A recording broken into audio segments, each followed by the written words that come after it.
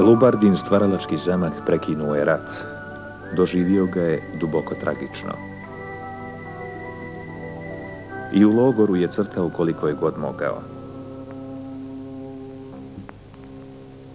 I interesantno da sam zapazio da u tim bilješkama i crtežima nikako ne mogu iznaći to pravo stanje logora, ni crtajući zarobljenike, ni sve to skupa.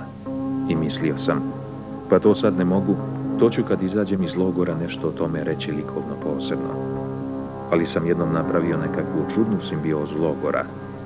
Žice, barake, a sve te barake su mi se činile ko mrtvački sanduci jedan od drugog.